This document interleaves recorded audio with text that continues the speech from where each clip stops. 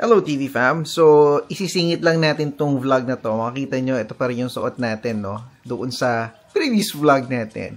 So, ang vlog natin today is all about testing, no? Kung ano yung mangyayari sa body natin if in case magko-continuously fast ka for 48 hours straight. So, yan ang aalamin natin sa vlog na to.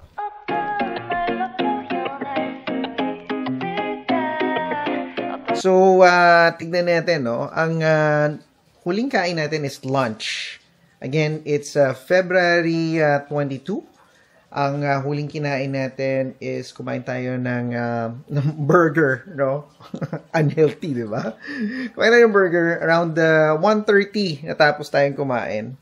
And mag-uwi tayo, alamin natin kung ano yung current weight natin. And then, tingnan natin at obserbahan natin ano yung mga pagbabago na mararamdaman natin in the process na ginagawa natin to at saka yung after, no? Para at least mabigyan ko kayo ng more or less findings natin o result dito sa experiment na ginagawa natin. So, ang first natin is alamin natin ang ating current weight. Ayan. Uy, yan. 168.3 pounds. So, yan ang current weight natin. And tignan natin kung how will that affect yung ating current weight pag nag-go through tayo this cleansing process. Now, hindi ibig sabihin, no, na wala tayong iti-take during that 48 hours. Of course, meron. Ang allowed na pwede natin gawin is we drink lots of fluids. And secondly, tea. Pwede yan para at least matulungan niyang ma-detoxify yung ating katawan, yung kidney natin, yung liver natin. So, tingnan natin kung anong magiging effect niya, no? And also, anong magiging effect niyan sa joints natin. As you already know, no, nagkaroon tayo ng instance wherein nagkakaroon tayo ng tendonitis, no?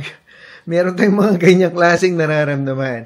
So, tignan natin kung makaka-apekto ba yung gagawin nating 48 hours fasting sa joints natin. Makakaginhawa ba to? Makakatulong ba to? Aalamin natin yan lahat, no? At isasama ko kayo sa journey natin na yan. Para siguro magkaroon kayo ng idea, ano ba yung nagagawa ng ganitong klaseng cleansing process sa katawan natin? Siguro, magtatanong kayo, bakit ba natin to gagawin? Gagawin natin to kasi gusto nating ma-reset yung ating katawan at the same time i-push yung boundaries or yung limits natin, no? Kasi nga, ano ba yung nagko-cause ng mga problems natin ngayon? I think it's with the food na kinakain natin. And the only way to justify that is i-cleanse natin, no? Let's go back to basics. Reset natin yung ating katawan para ma-jumpstart natin yung ating metabolism. Alam nyo naman, habang tumatanda talaga tayo, is pahirap na ng pahirap. Talagang magbawas ng timbang. Lalo na naninirahan ka sa malamig na lugar, wala ka masyadong opportunity na talagang pagpawisan, no? Where malalabas mo yung mga toxins na mga nakakain mo or nasasama sa pagkain mo. So, yan yung mga bagay na gusto nating magawa. No? Hindi lang para sa sarili natin, para na rin i-share natin sa inyo yung ating naging experience. No? Nang sa ganon, ma-push natin yung sarili natin to maintain or at the very least is keep ourselves healthy in a way. Kasi nga alam mo naman dito sa Canada, no, dahil nga ang daming klaseng pagkain ang pwede mong kainin, no, kahit saan ka magpunta merong dessert yan na kasama. At dahil tayo nga ay meron sweet tooth, no, minsan nahihirapan talaga tayo umiwas. Ito, parang isa tong paraan para ma-fully address natin at maiwasan natin totally yung ating mga cravings. So, yan ang ating magiging goal sa vlog na to. So, sa totoo lang, yung ankle natin, no? Ngayon, medyo tender na naman siya. And tignan natin kung makakatulong nga ba itong experiment at pagre-reset natin ng ating katawan doon sa ating joint pain na nararamdaman doon sa may Achilles part. So, hopefully, maging maganda ang epekto nito, no, sa kabuuan ng ating pangangatawan. Inom muna tayo. Ang iniinom pala natin is lemon water. No, lemon water. So, nagsaslice tayo ng 2 slice ng lemon. Yan.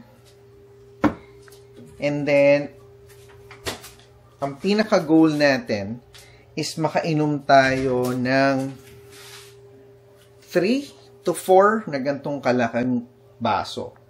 Ang sabi dito is 710 ml yung parang pinaka-top marker niya. So, times 4 mo yun, 2.8 liters. Times 3, 2.1 liters. So, cheers!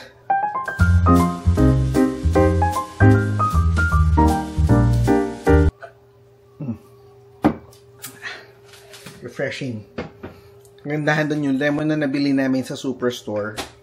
Medyo nasa matamis side na siya. So, hindi siya yung parang maasim talaga. Medyo para ka nang umiinom ng lemon juice doon sa lemon na nilagay natin. It's 7:36 ng gabi. Ayan, kita nyo naman, Feb 22. So, sila Joyce, Clark, at Cal, nakapag-dinner na sila. Hindi ko na nga na-set up yung ating automatic feeder para sa aquarium, pero bukas gagawin natin yan. Update lang natin, no? So far, okay pa rin naman.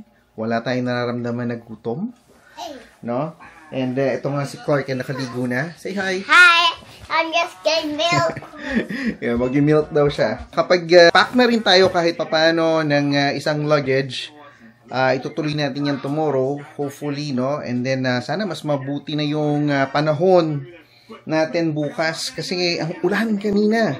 Sana makapunta tayo ng Costco bukas para makabili ng mga dapat natin bilhin as either pasalubong or, pagkain na natin dito sa bahay. So, yun lang. Gusto kami update. It's, currently, sabi ko nga kanina, 7:36 at hindi tayo nag-dinner. Sila Joyce, Calvin at Clark lang yung kumain kanina. And so far, okay pa rin naman tayo. Continue pa rin ang pag-inom natin ng fluids, no? Water and lemon. Hopefully, mas umuti pa yung pakiramdam natin starting tomorrow. The next morning. Hello, TV fam. It's February 23, no? 8:43 ng umaga. So, nagtitig lang tayo ng fluids. Again. Lemon water. Very helpful. Very healthy. Sabi nga nila, no? Yung iba, umiinom ng tubig na warm water with the lemon, which is maganda rin, no? Para at least, yung iba kasi medyo sinisikmura pagka malamig yung iniinom. Just to update you, so far, wala naman tayong nararamdaman na matinding gutom. So, ang last na kain natin is 1:45. So, usually yan, ang oras na minimit natin is kung kailan tayo nag-umpisang kumain. So, kahapon, nag-umpisa tayong kumain around 12 noon. So, 12 noon today, nakaka 24 hours na tayo by that time. And ang goal natin is up until the following day, which is Monday, doon pa lang tayo kakain. So, ano ba yung mga ina-expect natin na mangyayari sa duration ng 2-day fasting? Meron daw yan na parang ma-feel ka na surge of parang clarity sa pag-iisip. Pag naabot mo daw yun, ibig sabihin, naabot mo na yung ketone moment mo. Ano ba tong ketone moment, no? Ang ketone moment is a process na kung saan yung body mo, binibreak niya yung fats, and then turning it into an energy. So, yun yung parang gusto nating ma-attain. Yung iba pang side effects niyan is, yung iba daw sinasabi, nagkakaroon ng parang fruity breath. Malalaman natin kung totoo yan, no? Basta isa sa mga effects na yan ay more or less may experience natin during this process. Doon nga pala sa may mga gout, no? Mataas yung uric. Caution lang pag ginagawa nyo itong gantong klaseng process. Say good morning! Good morning! I'm playing toys. Anyway, yun lang. Update ko lang kayo, no, na pag halimbawa meron kayong gout or mataas yung uric nyo, during the fasting process, lalo na pag gagawin nyo yung 48-hour fasting, may tendency, no, hindi naman siya 100% sure, pero magkakaroon ng tendency na magkakaroon ka ng flare-up sa gout or yung joints mo sasakit. Dahil nga, ang mangyayari nito is pag bin-breakdown mo pala yung stored energy mo, which is yung fat sa katawan mo, magre-release siya ng mataas na uric levels. So, very important na habang ginagawa mo to, talagang continuous yung pag-inom mo nung fluids. Yung iba sinasabi dyan, apart from drinking lemon water, is mag-water ka, tapos meron silang sinasabing pink salt para yung electrolytes mo sa katawan is ma-replenish, no? So, isa lang yan sa mga suggestion. Again, kung gusto nyong gawin yan, try to research, no, kung tingin nyo applicable ba itong ganitong klaseng proseso sa inyo. Ako, ginagawa ko lang to kasi mahirap talagang mag-reduce ng weight, no? Lalo na sa age ko. And lagi ko na lang naririnig, no, pa nagpupunta tayo sa clinic, sa doctor, yung mga ganitong klaseng karamdaman, like may naramdaman ka sa mga joints mo, at saka meron kang nagkakaroon ka ng flare-up ng gout, no, saka yung mga sakit ng mga kasukasuan mo, ang advice kasi ng doctor is you need to reduce 20% of your current weight. At para ma-achieve mo yon, kailangan mong gawin tong klaseng, for me, kailangan kong gawin tong ganitong klaseng process kasi hindi na siya magawa ng regular process wherein araw-araw ka nag-gym. Unang-una, wala tayong oras para magawa to dahil sa trabaho napaka-busy, no? Pangalawa, masyadong mataas ang cost, no, sa pag-ehersisyo dito sa Canada. Dahil ang bayad, ako parang yung binabayaran namin dati is nasa $180 to $200 per month. So, imbis na gamitin mo yung $200 per month para sa pag-ehersisyo, is gumawa ka ng paraan para ma-attain mo yung goal mo on a different, I guess, path. Tapos yung $200, magamit mo na lang para sa panggastos sa pamilya mo, di ba? So, isa yan sa mga rason kung bakit sinusubukan natin to. Again, if interesado lang naman kayo, no, try to do more research about it, no, bago nyo gawin to. Kasi hindi para sa lahat yung gantong klaseng process, no, or change in lifestyle. I just want to make sure and update you guys na ganito na no, na kung ano ba yung nararamdaman during this time. It's again, no, ilan na ba tayo? From lunch, almost 24 hours na water, lemon water yung iniinom natin. And then, hindi pa tayo kumakain. Medyo so far so good, no? Energy levels natin is still okay. Medyo yung joints lang natin, as mentioned no, is medyo sumasakit at the moment. So, ang gagawin nga natin is continue lang natin tong process na to kasi yung long-term benefits niya as compared doon sa parang nararamdaman mo during the process is mas magiging beneficial sa'yo in the long run. So, update na lang kayo maya-maya lang.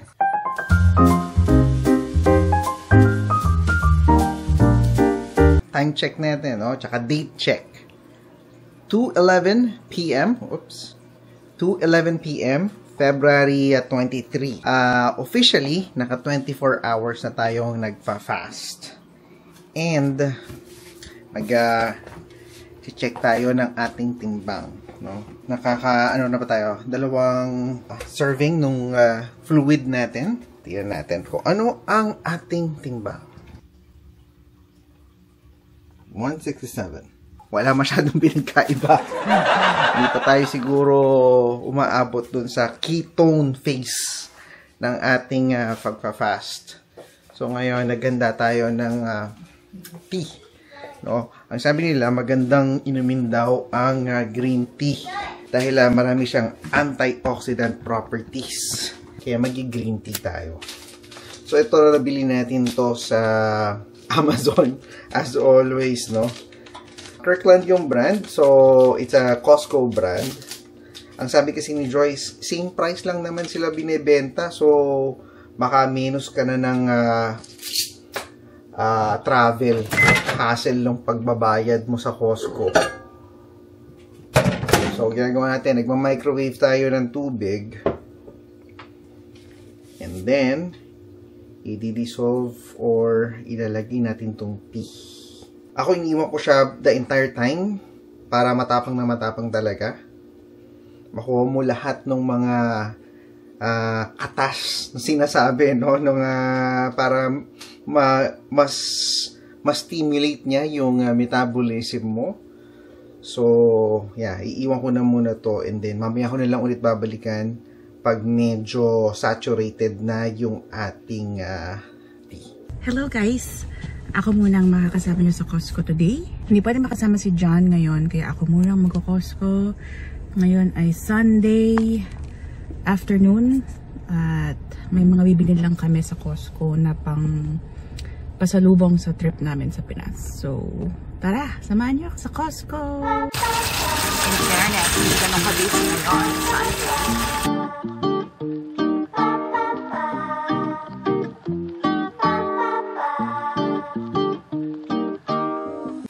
So, ito yung Honolulu cookies. Masarap yan. Pwede yung pampasalubong. Parang $14.99 lang siya. Kuha tayo ng isa.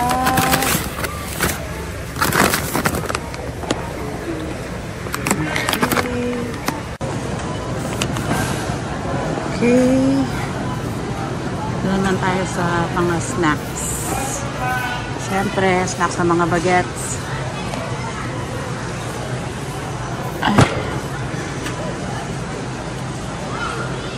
Dami dito.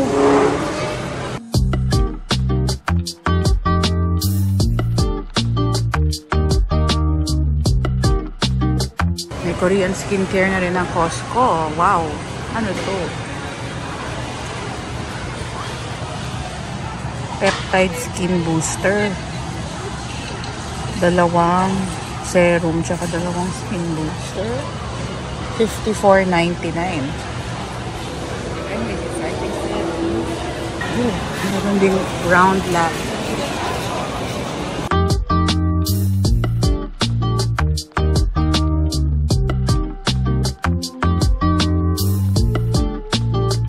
May Hawaiian host din dito. Ano to? Strawberries and cream. Parang sobrang tamis. Okay, ikot muna tayo. Chocolate covered mangoes. Philippines pa to. Oh, imported mangoes from the Philippines. Okay. Pinas lang tayo bumili niyan. So, ito may mga shorts na pang lalaki. $21.99. Medyo, hindi siya super mura. Pero parang okay yung tela niya. For Cal. Kuha tayo. Ito naman, swim shorts. $19.99. Roots siya. So, yan, bilan natin si Cal, pang swimming niya sa Pinas. Ang bilis niya lumaki. Yung mga swim shorts niya sa bahay, masikip na. Okay, kuha tayo nito, large. Ito, swim set naman. Pang bata, $14.99. Sizes 45 until 14-16. Okay, Clark. Ito, para sa mga mahilig sa matcha, merong lint. Bumalik na yung lint na matcha. $24.99. Isang box. This is for you, Jen, for my sister-in-law in Texas. Secured the goods for you. Okay, so check muna tayo ng mga pinimili so far. Puro pang pasalubong. Pang swimming, chips sa bahay. sila na parang sandals ni Gal. Tsaka mga snacks. Ayun, nakita ko rin yung Turbo Tax. Siyempre yan nalagay pinunta ko dito. Pero yan ang mga nabili ko. Galing, no? Girl math. Sabi, ang mahal na pala. Deluxe online. Kung ito ata ang binibili namin, $36.99. Okay, kuha na tayo. So, kanina, kaya wala si Joyce. Nag-Costco siya.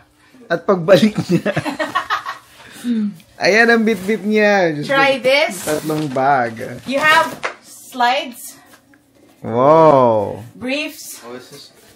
para maayos sa mga brief mo sa Philippines. Thank you, Mom. And then, you have 3 shorts. Yeah. 2 for casual and 1 for swimming. Can you try them on now and tell me? Okay. Because I can return. Thank you. And then, ito para sa mga pamangkin. $14.99 for Kenzo and Caleb. Okay. Parang laki. Ay. Oh, sige. Yung Okay. isa kasi XS 4 and 5 eh. So, parang hindi na siya 4 eh. So, Okay. yan. Okay. So, Philippines. And this is for Ate and Ariel. $20 lang. Oo, yan yan. Yan ganun, sa mata. Oh. Eye Glow Trio. Okay. And this is for Papa. OFW na OFW sabon. And this is for you. Mahal na pala to, 36. 36? Yeah, yan na yung Grabe, pinakamurang 30, ano lang to, 32? Or 29? Kaya nga taka, mura ba to sa Costco? Oh, mahal lang. Pakicheck ko mamaya sa Best Buy kung anong... Kasi ito yung Honolulu cookies. This is Okay. so good. This is for my special times. This is for your pamangkin, ano sila, Jason and family. So okay. that's them. Carry card. Mommy And- bought a lot of things, Clark. Yeah. This is for you. Yeah. Whoa! What is it? What is that? Read it. It's... Bam. Favorite niya kasi You yan eh. have cake cat. You have Kit Kat. No, it's not for you. It's for you. Oh, this is for Mama. This is Good fit? Yeah. and Okay. chinelas. Nakita pa to ni Mama. Oh, I'll give it to her. Okay. And this is for Jenna. Pinapabili niya ito eh. Nagkaroon na ng stock yung lint match. Okay. Yan lang. Ay, ito pa pala. So, Pero yun lang, meron ka pa isang budget. Walmart to, Walmart. Ito yung para sa mga friends. Yung mga Berks. Okay. So, ibigyan natin sila ng 2 coffee crisp kasi made in Canada to. Tsaka, ito. Oreo na maple cream. Canada din. Okay. So, nasa Canada inyo. eh. So, isang family ito. Okay. Ayan. Tapos, itong LOL kay Jordy. Yung pinsan ko ba siya? Oo, pinsan ko. Okay. Na bata. Parang ano kailangan natin ng balikbayan box sa dating nito. Parang ang dami. 3 bag. Hindi, ano mo lang sa mga damit, isisingit, rolyo. Sige, tingnan natin. How Tapos it ito, is. we can tanggal it in the thing. Or ano. Yeah, but all of the boxes eh. So yun, kaya ito mo, ngiting tagumpay na naman siya. Kompleto na lahat ng pasalubong. Okay. Ay, actually, ito yung mabigat, yung plastic wrap. We're all cling set. wrap. O yan. All there's left to do is Pack them. mag-impake. I label them and pack. Ah. Okay. So, time check tayo. February 23. Kita nyo ba? Teka. Ayan. February 23, 6:22 p.m. No? Fluids pa rin ang ating pinagdidiskitahan. Actually, pag kumakain nga sila Joyce, so si Calvin, tsaka si Clark, umiiwas tayo kasi talaga namang pag naamoy mo yung pagkain, talagang matitempt ka, no, na sumubok, tumikim, yung mga ganyan. So, iwas talaga, iwas. Yan. So, check natin ngayon kung anong development ng ating timbang. 166. Siguro mas makikita natin yung effect niyan kinabukasan. Mas drastic kasi usually the following day, on the second day. Kasi doon talaga gumagana na supposedly yung iyong metabolism para bawasan na talaga yung mga nakikitang fats sa iyong mga kalamnan. So far, kanina medyo na-drain lang tayo dahil nga parang isang buong oras ako nakipag-usap sa customer service nung ating telepono dahil all of a sudden nagkaroon nga ng mga price increases na ina-avoid natin, so medyo matagal-tagal na negosasyon ang nangyari, no. Tomorrow magtatawag din tayo ng mga iba pang carriers para ma-compare natin kasi we've been with this carrier from the time na nag-land kami dito. So you can just imagine, ganun na kaming katagal na customer, you know, nung carrier na to. And hindi naman natin pwedeng sabayan yung kanilang regular na pagtaas ng presyo, kaya maghahanap tayo ng much better deal at i-update namin kayo bukas pag nakausap na natin yung mga ibang iilan-ilang options na medyo para nagiging interesado tayo. The next morning.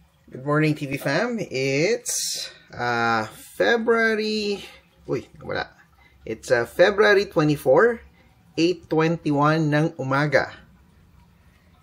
And medyo nasa ano na ba tayo? 30 plus hours into our what do you call this? Fasting, no? Dito sa 48-hour challenge natin. Anyway, tignan natin yung ating timbang. So, ang current timbang natin, 164.8. Yan. It's been over, 5 years? Since umabot tayo sa ganyan timbang. No? So, tignan na rin siguro natin yung sugar levels natin. Para at least magkaroon din tayo ng idea, no? So, meron tayong meter na ginagamit pang check. No, kasi si Joyce natin, nung nagbuntis siya kay Clark, binigyan kami ng parang blood sugar test kit. Meron pa rin naman kaming mga, tawag dito. Ano man tawag doon? Yung parang bala nung kit. So, gamitin natin. Kasi minonitor yan up until natapos yung pagbubuntis ni Joyce kay Clark. Okay. Tingnan natin, ha? Ano na ba officially yun? I-count na natin. So, 1:30 pinakahuling kain natin is 1:30 ng Saturday, no? So, up to Sunday ng 1:30, that's 48 hours. And then, gaano tayo kalayo from 1:30 ngayon? Currently, it's what? Close to 8:30. Close to 8:30. Doon na lang natin kunin. 8:30, 9, 10, 11, 12, 1. 5 hours away from the 48-hour challenge. Yung 40, so, i-deduct natin yun. 43 hours. No, mali pala yung sinabi ko kanina. Kala ko 30 plus hours. So, nakaka-43 hours na tayo. And doon sa 43 hours na yon, ano na kayang lalabas na blood sugar natin? Na-curious tuloy ako bigla. Tignan natin. So, ito yung kit na ginagamit namin. So, ito yung ginagamit na pang prick mo sa finger. And then, ito yung parang cartridge na ginagamit pang basa nung inyong blood sugar levels. Ayan. So, ang ginagawa is papasok mo siya doon.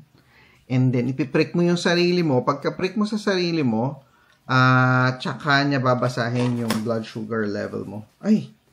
Wait, wala yung ano natin, yung needle. Wait. Tinawala natin yung microlet needle natin. Ayan. So, kami, ginagamit namin 3. No? Yun yung parang pinaka maganda for us na nag-work. And then, papasok mo lang siya. Ayan, pagpasok mo, pupull mo to. Actually, nakapull na. Tapos, tsaka mo iti-tear. Yan, yung mga nagte-test ng mga blood sugar, alam nila yan. For sure. And so, yan na yung parang pinaka-needle mo. And then, papasok mo siya dito. And then the lock. And then from here, ipipress mo lang to pababa para ma-prick mo yung sarili mo.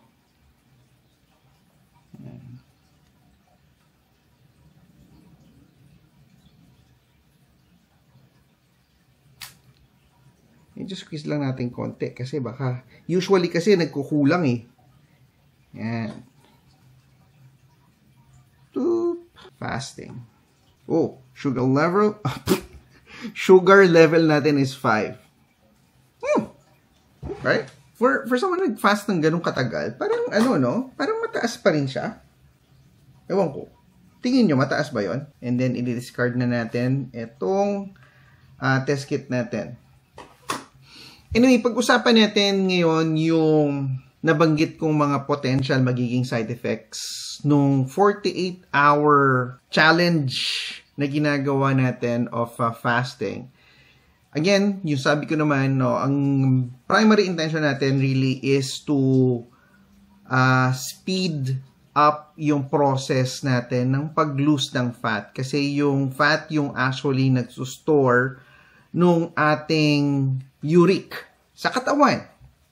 Dahil the more fats that you have, pag dinigest ng katawan mo yung fats na yon, it turns or it converts itself into uric acid. Knowing na nandito ka sa Canada, no, barely kang pinapawisan dahil nga malamig. Yung pag-expel mo ng uric acid is very low. Unless talagang mag-gym ka to actually force yourself to sweat it out. Now, yun yung parang naging problem na na-encounter namin dito. Kaya, I decided to embark talaga, na masubukan natin yung gantong klaseng proseso to speed up yung pagpaprocess natin ng fat sa katawan. Downside, no, as mentioned earlier, ano ba yung mga potential nito? Medyo risky to for people na may gout, no? Alam naman natin, ako, biktima ako dyan, no? I've fallen victim into that process because of my weight. Yung meron tayong gout, no, na continuously nilalabanan natin. And I think kasi na medicating myself on a daily basis to, ito ang recommendation ng doktor. Continuously mag-take ng medication. Ang pinapatake dyan, again, hindi to advice, no, pero sinishare ko lang kung anong binibigay sa akin ng doktor na inumin ko. Number 1, colchicine. Number 2, yung pambababa ng uric, no? Nasubukan ko na allopurinol at saka febuxostat, no, which is yung parang the newer drug ngayon na ginagamit pang pababa ng uric. Allopurinol, tinitrigger niyan sa akin is yung gout quite frequently. So, binigay sa akin ng doctor ko is febuxostat, no? It really helped reduce yung uric levels ko nung febuxostat. However, hindi nawala yung problem ko sa Achilles.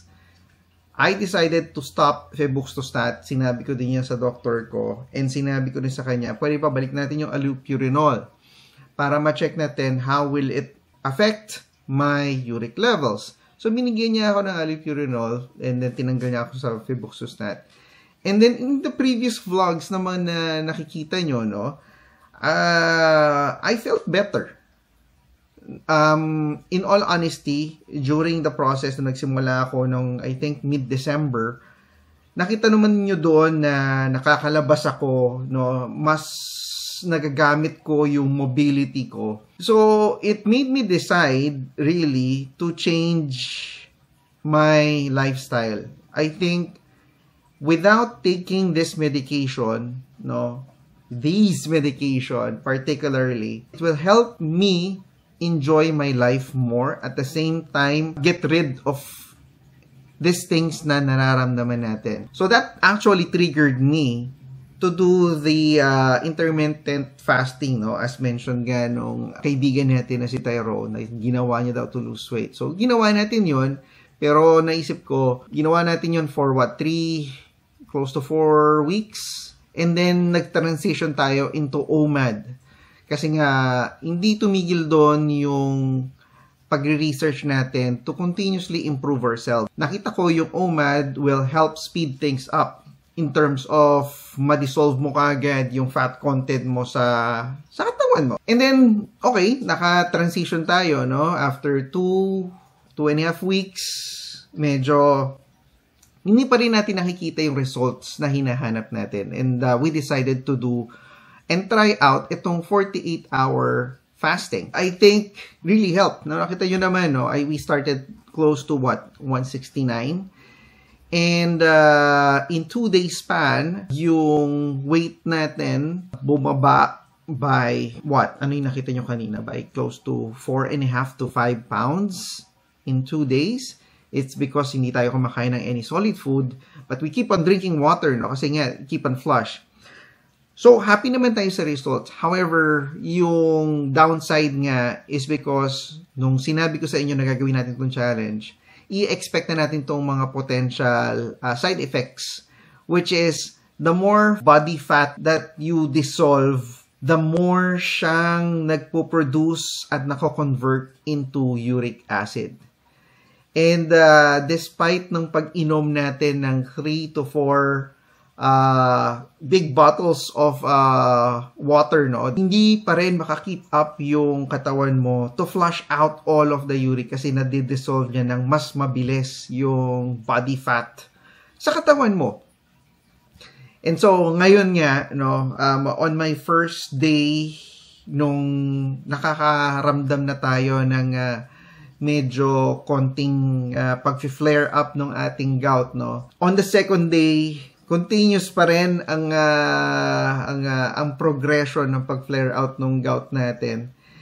And ngayon, tingin ko, I would have to start transitioning myself from not eating any solids to eating, I guess, proteins muna, no? Light proteins like hard-boiled egg. So, para lang sa ganun, matulungan natin yung katawan natin makarecover dito sa proseso na ginawa natin. Kasi nga, yung nararamdaman natin ngayon, aware naman tayo na may ganitong klaseng potential side effects na mangyayari. And so, ika-cut short na lang natin yung ating 48-hour fasting para at least mas slow down natin yung pace ng pag-burn or pagko-convert ng fat into uric acid. This is a good learning experience. No, I think babalikan ko pa rin tong gantong klaseng I guess challenge kasi nga we want to speed the process of actually getting to that level. Ang pinaka goal nga, sabi ng mga doktor, no, na inaabiso sa amin, no, I keep on hearing this day in, day out each time na nag-visit ako sa doctor. I need to lose 20% of my body fat and change lifestyle. Basically, yung kapareho ng ginagawa natin ngayon, nag-intermittent fasting tayo, nag-OMAD tayo, for 48-hour fasting tayo. In order for me to be able to totally remove yung mga medication na to, kasi ultimately, ayaw natin mabuhay solely relying on medication. Kasi in all honesty, and I think you've seen this sa mga social medias din, no, yung mga medication na pinapainom sa atin ng mga doktor, may mga side effects yan. Yung side effects niyan, it's either will enhance yung current and first and foremost problem na ina-address ng isang pasyente. Ako, gout, di ba? Pero kung mapapansin niyo, tignan niyo yung mga side effects doon sa parang transcript nung gamot na binibigay sa inyo. As an example, yung allopurinol, tsaka febuxostat, at tsaka yung indomethacin.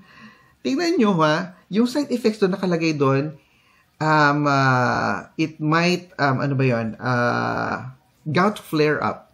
That's a side effect. So, akala ko ba, itong gamot na to is supposed to remove yung mga ganito. Hindi pala, no?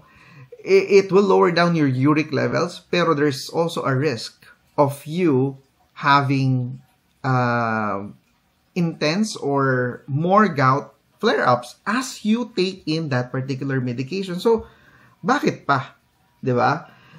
Kaya ngayon, talagang very important, dapat change in lifestyle yung gagawin natin. And we need to watch kung ano yung kinakain natin.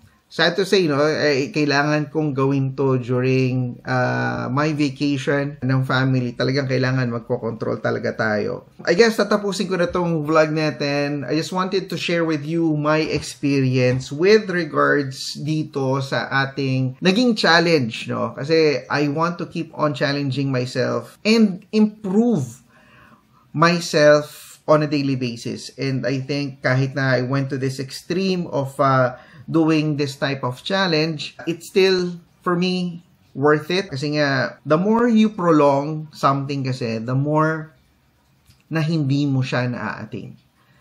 For me, kasi nga, parang, alam mo yung process na parang you keep on reaching for something. No? You keep on reaching for something. Pero, you just reaching. No? Pero pag binigay mo yung buong effort mo, like, katawan mo, tapos pati yung legs mo moving towards that particular goal, mas parang it brings you more direction as to paano mo ba ma-attain yun. Talagang mind, body, and spirit talaga, yung parang papunta ka doon sa ganong goal, ma-achieve mo yung ganong goal and objective, would actually help you attain and be able to reach kung ano man yung inaasam mo sa buhay. I think it's the same. No? Talagang kailangan mong ibuhos lahat in order for you to attain a specific goal. And so that's what I did in this particular instance. Not only I'm pushing myself to cut down on things na dapat hindi natin kinakain. Secondly, ginagawa natin, mindset-wise, at saka yung lifestyle natin, ina-adjust natin. Pati nga si Joy, sabi ko sa kanya, minsan pagka, halimbawa, kumakain kayo, iiwas na muna ako. Dahil nga, medyo natitempt talaga tayo yung kumurot-kurot ng konti. So, yun lang yung parang pinaka-lesson na natutunan natin dito. Although I have to cut it short dahil nga I want to focus on getting to recover and remove itong mga unnecessary na nararamdaman natin. So, ngayon tinigil ko yung allopurinol really kasi nga it will intensify kasi yung nararamdaman mo. I'm back to lowering down colchicine. And once na mag-subside tong nararamdaman natin, totally i-remove ko yung mga medication piece and then focus ako ulit doon sa either sa retaining OMAD or intermittent fasting while during na nasa vacation tayo. Hopefully, na nakatulong itong vlog natin for today. I hope hindi kayo na-confuse kasi yung previous vlog natin before this vlog, simultaneously natin siyang ginagawa, no? Yung last video natin, mapansin niyo, may overlap siya kasi nga ginawa natin siya simultaneously over the weekend. Again, kung meron kayong natutunan in this video, please hit that like button, yung notification bell, at kung hindi pa kayo subscriber ng ating munting channel, please click the subscribe button para sa ganun, lagi kayo maging updated sa mga latest and future videos natin, lalo-lalo na sa bakasyon natin sa Pilipinas. Maraming salamat at magkita-kita tayo ulit sa susunod na vlog. Paalam! City of mine, how I love the city of mine. It never gets me down. City of mine.